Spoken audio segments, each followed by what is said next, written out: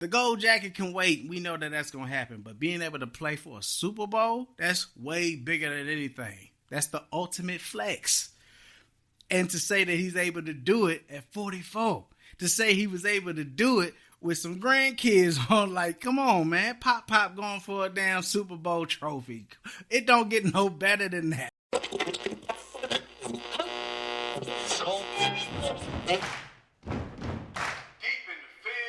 Unplugged. 4 downs, a fresh taste on sports and culture. Unplugged. With your man, Vinny. The damn AFC is wide open right now. And they smell the blood in the water and they just getting after it. So it's a no-brainer for them to bring in Phillip Rivers. And I'm going to tell you why. Now, they feel like they can really do this thing. They feel like they can make a run to get themselves into the Super Bowl. And rightfully so. They're playing real damn good football right now. They just got a real good infrastructure of players. Like I said, they kind of got like this Patriot feel to them too. Like how the Patriots were back in the Bill Belichick, Tom Brady days. Like the wide receivers are who they are. You really don't even know too much about them, but they work for them. And so they're just putting it together. So Daniel Jones goes down. Anthony Richardson isn't there. He's hurt. If I'm not mistaken, he has an orbital bone fracture, which he sustained during pregame warm-ups with a damn elastic band smacking him in the face. So the writing on the wall is already out there for him. The writing is on the wall for Anthony Richardson. I don't even see him being with the team for much longer. I think that he's basically on a tightrope and he's going to fall off at some point because he hasn't been able to get on with them at all. It's just too many damn different little situations. So yeah, it's a wrap. So now they bring in Phillip Rivers, who again, he finished his career with the Indianapolis Colts.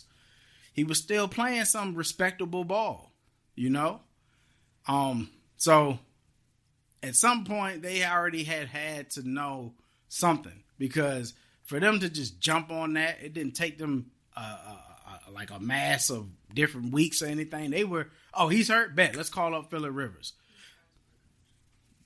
Yeah. So he's got a good relationship with the coach. He's obviously been in communication with them. They know something that everybody else doesn't. Like maybe he's been working out. Maybe he's been, staying in shape and he's just kept himself active so that now they feel confident enough to make this move. Now, when they called him and he agreed, this is where we're talking about the risk and reward again. See how that thing keeps popping up? Because, yes, he comes back. He runs the risk of having to, now... All right, let me bring it back. So, when you retire in the NFL, you get 5 years, a 5-year window before you can be considered for the Hall of Fame. Well, he's at that point now. He's had his 5 years. He's had a good, respectable career. Being the franchise quarterback for the San Diego Chargers. Yes, the San Diego Chargers. Playing respectable ball for the Indianapolis Colts. Being respected, having those damn AFC playoff meetings against Tom Brady coming up short. Everybody remembers. We talking about the days with Danian Tomlinson, Rashay Caldwell with his big wide-eyed ass, and all of these moments. So he's respected on the field, respected as a quarterback. So the fact that now he comes and there's an opportunity for him to play, but if he comes off of that practice squad and they actually activate him, he has to start that whole process over, that whole window. So he runs that risk. Also, he runs the risk of people just being able to put a stain on his legacy a little bit. If he comes in and stinks this up, if he comes in and leaves an image of him not playing at his best ball, then a lot of people are going to have a lot of things to say. Now, me personally, I don't think that there's anything that could sway him from being a Hall of Famer. I think that he will be a Hall of Famer and don the gold jacket at some point. I'm just saying, though, you know how people are. This generation is prisoners of the moment. You do something this year, and they'll fucking forget everything else that you've done 5 years ago, 10 years ago, and so on and so forth. So you'll just have more people raising the debate of, should he be a first ballot Hall of Famer? Should he not? All of these different things, right? But that's the risk that he runs. Also, he's 44 years old. He's up there in age. You know what I mean? And the body responds to hits and that physical pressure a little bit differently than it did when you was 33 and when you was 24. You get my drift? So he has that to worry about or be concerned with. And he's a shit talker. You know what I'm saying? He get on that field and he start feeling it and he be, talking and messing with defenders and all of these guys. So there's going to be guys out there gunning for him. And these young boys that they ain't playing, they will hit the dog shit out your ass. So it's just funny though, because those are the risks. And then we just look at the facts. You know what I'm saying? This dude retired, married with 10 kids. Got grandkids. We don't know how many grandkids he got, but we know that he's a grandfather. Okay. And his son, he got a son now that's in high school. They're starting to rise up the ranks. I think a lot of colleges and people are just looking at him, following in the footsteps of his father. I think he even had like some sort of relationship, or he might have even been a coach at some point. So there was that. But this story in itself is very interesting, because now there's also reward that comes with this. We're talking about something that could be a legacy builder. And the fact that this is even a part of his arc is even, alarming at the same time, because this is like some iconic shit.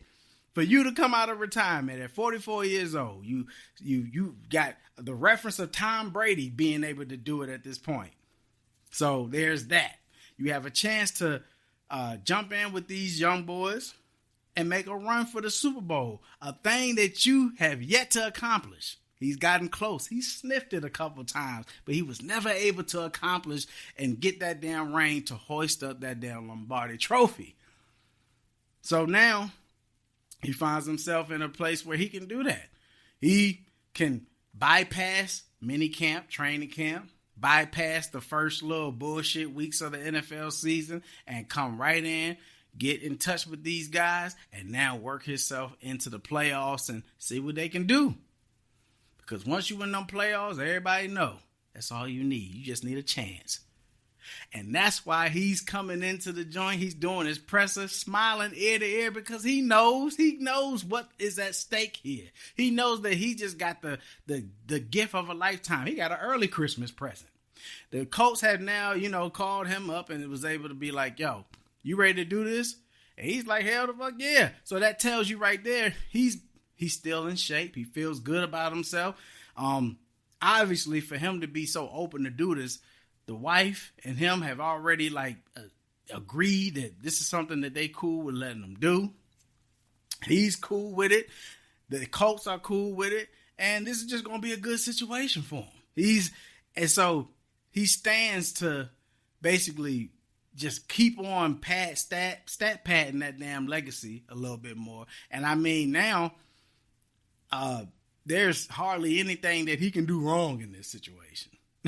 Because people are going to respect you for even making this move. People are going to respect you for playing decent.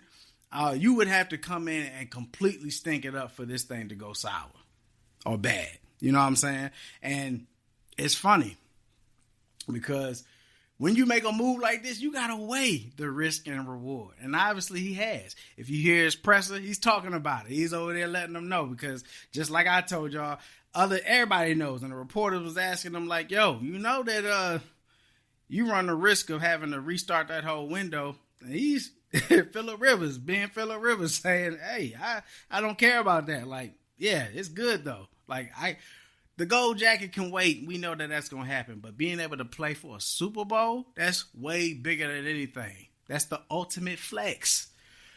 And to say that he's able to do it at 44, to say he was able to do it with some grandkids on. Like, come on, man. Pop going for a damn Super Bowl trophy. It don't get no better than that. That's movie Hollywood script material. In fact, I might have to write that damn joint. So when this shit is all said and done and it's over with, y'all tell Phillip Rivers to holler at me and let's put it together so we can get that joint going. Because that's a Hollywood script in itself, no matter how it goes. It's that interesting of a story. And so, more power to him, man. The reward outweighs the risk for sure. I hope that he does play damn good. And I hope that the Colts do their thing and get on through the playoffs. And me personally, I think that they can do it. The Chiefs look like they on the downturn. The Ravens, are they even going to make the playoffs? Who in the AFC is really doing it? The Colts. The Colts. And then the damn Broncos.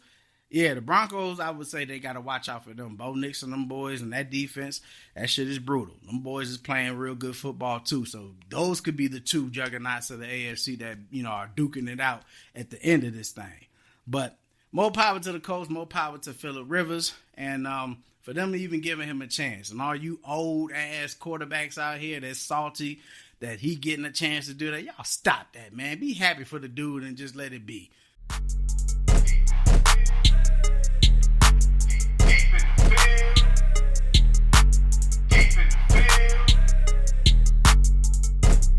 With your man, Vinny.